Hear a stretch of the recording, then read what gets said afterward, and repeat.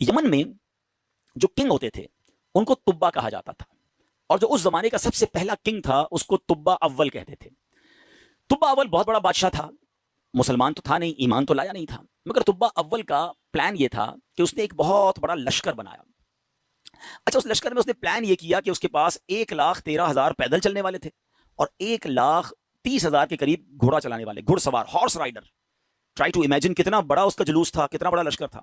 وہ اپنے پورے لشکر کو لے کر اس نے پوری دنیا کو ٹریول کرنے کا پلان کیا۔ اچھا، وہ جس شہر میں جاتا سارے شہر کے لوگ باہر آ جاتے، ڈر بھی جاتے، روب میں بھی آ جاتے کہ اتنا بڑا جلوس لے کر ہی آیا ہے، اس کا استقبال بھی کرتے، اور ہر شہر سے وہ 10 اسکالرز، ان کے 10 علماء اپنے ساتھ لے جاتا۔ اتنا لانگ ٹرپ ہو گیا کہ اس کے پاس 4,000 علماء ہو گئے۔ اب انڈرسٹینڈ کریں کہ کتنے شہروں میں وہ گیا ہوگا، 4,000 علماء جمع ہو گئے۔ اب وہ ٹریول کرتے کرتے کرتے مکہ پاک پہنچا۔ اچھا، مکے جب وہ انٹر ہوا تو مکے کے لوگوں نے کوئی اس کو رسپیکٹ نہیں دی، کوئی اس کا استقبال نہیں کیا، اور کوئی جناب اس کا کوئی روب بھی نہیں پڑا۔ تو اس نے اپنے وزیروں کو بلایا کہ یہ کیسے لوگ ہیں، یہ شہر کیسا شہر ہے، نو بڈی کوئی استقبال بھی نہیں ہوا، کوئی ہمارا روب بھی نہیں ہے، کوئی دبدبہ بھی نہیں ہے، ٹیک کیئر بھی نہیں کیا انہوں نے ہمیں۔ تو اس کے وزیروں نے بتایا کہ بات یہ ہے کہ یہ مکے والے جو ہے نا، ان کے پاس ایک بہت کمال کی عمارت ہے جس کو یہ کعبہ کہتے ہیں، اور یہ کعبے کا طواف کرتے ہیں۔ کعبے میں انہوں نے بت رکھے ہوئے ہیں، آپ کو یاد ہوگا کہ نبی پاک کی آمد سے پہلے کعبے میں تو بت تھے، تو یہ کعبے کی رسپیکٹ کرتے ہیں، باقی کسی کو گھاس واس نہیں ڈالتے۔ تو بڑا کرو فر والا کنگ تھا، اتنا بڑا لشکر تھا، اس نے کہا اچھا ایسی بات ہے تو میں کعبے کو ہی گرا دیتا ہوں، کعبہ ہی ڈیمولش ہو جائے گا تو یہ کس کا طواف کریں گے، پھر یہ سب میرے پاس آ جائیں گے۔ تو اس نے ابھی پلاننگ کی، صرف سوچا، رات اس کے سر میں سیویئر پین شروع ہو گیا، خطرناک قسم کا درد سر۔ اس کی آنکھوں سے، اس کے کان سے اور اس کے ناک سے پانی نکلنے لگا، اور وہ اتنا بدبودار پانی تھا کہ کوئی قریب بھی نہ بیٹھ سکے، اتنا پریشان۔ اچھا، لشکر میں ڈاکٹر بھی تھے، ڈاکٹر بلائے گئے، طبیب آئے، بڑے بڑے علاج کیے، کوئی فرق نہ پڑے، 2-3 دن نکل گئے، تکلیف ختم ہی نہ ہو۔ تو ایک جو ڈاکٹر تھا، جو سب سے بڑا ڈاکٹر تھا، اس نے کہا دیکھیں یہ معاملہ جو ہے نا، مجھے آپ کی بیماری کا نہیں لگ رہا، یہ کوئی آسمانی معاملہ ہے، آپ کسی عالم سے پوچھیے۔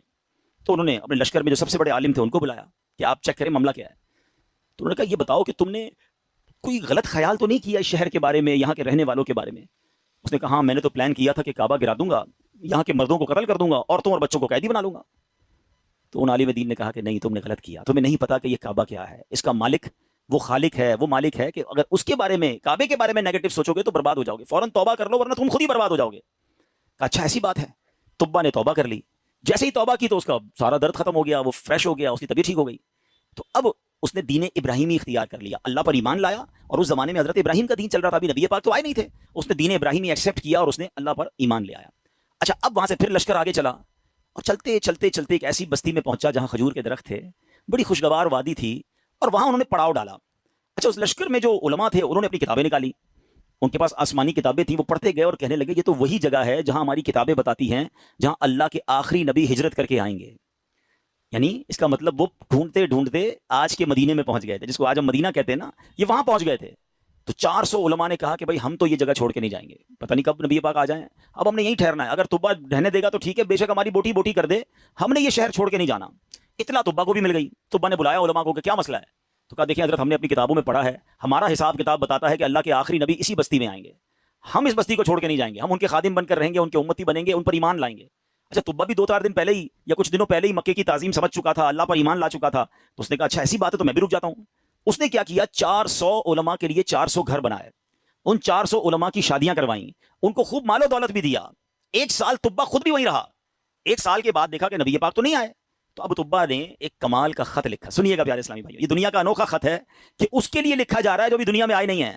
اور کس عشق والی زبان میں طبا بادشاہ نے وہ خط لکھا، اس نے لکھا کہ اس اللہ کے نام سے شروع جو عالمین کا رب ہے، میں جناب رسول اللہ صلی اللہ علیہ وسلم کی بارگاہ میں طبا اول حمیری سلام پیش کرتا ہوں، اور میں آقا علیہ الصلوۃ والسلام کی بارگاہ میں عرض کرتا ہوں کہ حضور اگر میں نے آپ کا زمانہ پا لیا تو میں آپ کی خدمت کروں گا، آپ پر ایمان لاؤں گا، آپ کی سنت پر عمل کروں گا، جو آپ کتاب لے کر آئیں گے میں اس پر بھی عمل کروں گا، اور حضور اگر میں پھر بھی آپ کا زمانہ نہ پا سکوں تو مجھے اپنی غلامی میں قبول فرمائیے، اور قیامت کے دن مجھے میری شفاعت فرمائیے گا، مجھے بھول نہ جائیے گا۔ بڑا کمال کا عشق والا اس نے خط لکھا، اس خط کو اس نے سیل کیا گولڈن اسٹیمپ لگا کے۔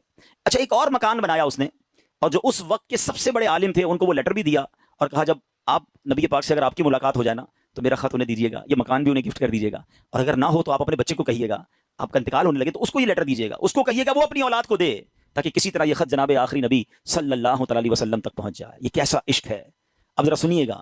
طبا اول حمیری کا بعد میں وہ مدینے سے آگے گیا اور جا کے اس کا انتقال ہو گیا۔ آفٹر 1000 ایئرز، 1000 سال بعد 12 रबीउल अव्वल वाले दिन मक्का मुकर्रमा में नबी पाक की विलादत होती है, आका की तशरीफ आवरी होती है। नबी पाक 53 साल मक्के में गुजारते हैं और इस दौरान हजरत मुसअब बिन उमैर सहाबी रसूल हैं, उनको प्यारे आका मदीने भेजते हैं कि वहां जाके इस्लाम की दावत दो। मदीने में तो फौरन इस्लाम फैलना शुरू हो गया।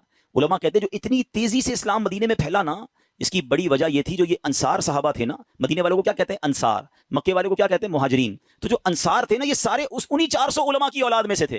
दे were waiting from last 1000 years for रसूल पाक अलैहिस्सलाम। ये तो 1000 साल से इंतजार कर रहे थे। जैसे ही हजरत मुसअब बिन उमैर पहुंचे, दीगर मुबल्लिगीन पहुंचे, अल्लाह के रसूल की बातें बताई, इस्लाम की बातें बताई, धड़ाधड़ लोग इस्लाम कबूल करने लग गए। अच्छा, कबीले के लोग बैठे कि आखिरी नबी तो आ गए मक्के में, हमारे पास एक लेटर है, अब वो पहुंचाना है उन्हें।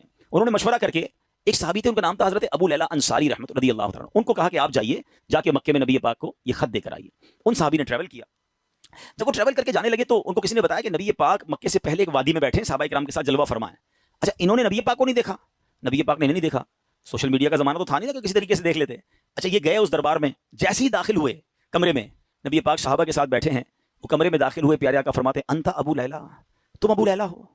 वो शॉक्ड हो गए कि मेरा नाम कैसे इनको पता चल गया। जी या रसूलल्लाह, मेरा नाम ही अबू लैला है। फरमाया तुम्हारे पास मेरी एक अमानत होगी, मुझे वो खत दे दो। एक बार और हैरान हो गए कि रसूलुल्लाह सल्लल्लाहु अलैहि वसल्लम को मैंने बताया नहीं, पहले इनको पता है। नबी पाक ने वो खत लिया, सैयदना अबू बकर सिद्दीक को वो खत दिया और कहा अबू बकर पढ़ो। अब भरे दरबार में वो इश्क वाला खत पढ़ा गया है। तुब्बा अव्वल हिमयरी का वो इश्क की जो लेटर था वो पढ़कर सुनाया गया कि हुजूर मैं आपका उम्मती, मैं आपका गुलाम, मुझे कयामत के दिन भूलिएगा नहीं। अगर आपका जमाना पाया तो आपकी खिदमत करूंगा, जमाना ना पा सका तो फिर भी मैं आपका गुलाम हूँ। अल्लाह अकबर। नबी पाक ने भी खत पढ़ सुना ना, तो पता क्या फरमाया, मरहबन अखिस साले, मरहबन अखिस साले, मेरे नेक भाई को मरहबा हो, नेक भाई को मरहबा हो। प्यारे आका अलैहिस्सलाम ने उस बादशाह को नेक भाई कहकर पुकारा। अच्छा, अब अबू लैला अंसारी तो हैरान परेशान, नबी पाक पर कलमा पढ़ा, मुसलमान हुए कि इनको मुझसे पहले पता है कि ये मेरे दिल में क्या है और मैं क्या लेकर आया हूँ। वापस गए, अपने शहर वालों को बताया कि भाई मैं तो उनसे मिलकर आया हूँ जो तो गैब की खबरें देते हैं। अच्छा, बहरहाल अब नबी पाक ने मक्के से मदीने सफर इख्तियार किया। अच्छा, मदीने वालों को इंतजार तो बड़ा था कि प्यारे आका मदीने आएंगे। अच्छा, नॉर्मली 7 days का ट्रैवल होता था। अगर मक्के से कोई ऊँटों पर या घोड़ों पर निकलता था ना, it's take almost 7 days to travel. अब आजकल तो हम 4 घंटे में पहुंच जाते हैं, बड़े अच्छे रोड बन गए। अब नबी पाक जब रवाना हुए तो वो न्यूज़ मिल गई मदीने वालों को, लेकिन आपको पता है कि वो हिजरत का सफर एबनॉर्मल सफर था, नॉर्मल सफर नहीं था। बड़े प्रॉब्लम्स थे, बड़े हर्डल्स थे। 3 दिन 3 रातें तो नबी पाक को गारे सौर में रहना पड़ा। रास्ते में मक्के के लोग इंटरसेप्ट करने पहुंचे हुए थे। तो अब मदीने वाले समझ रहे थे कि 7वें दिन नबी पाक आ जाएंगे। वो डेली मदीने के गेट पे जाके खड़े हो जाते कि नबी पाक आ जाएंगे। सुबह जाते, वेट करते, दोपहर होती तो वापस आ जाते, अगले दिन फिर सुबह जाके खड़े हो जाते। रोज इस्तकबाल की तैयारियां हैं। अच्छा, आपको मालूम है नबी पाक अलैहिस्सलाम किस दिन मदीने में दाखिल हुए? काफी दिन लगे, मगर सरवर कायनात सल्लल्लाहु अलैहि वसल्लम जिस दिन मदीना मुनव्वरा में सहाबा के झुरमट में दाखिल हुए ना, वो दिन 12 रबीउल अव्वल का दिन था। हाँ, वो दिन भी बर्थडे ऑफ रसूल पाक अलैहिस्सलाम था। सुभान अल्लाह, अल्लाह की शान देखें कि रबीउल अव्वल का 12 रबीउल अव्वल का जो जुलूस है, कुछ लोगों को कंफ्यूजन होती है।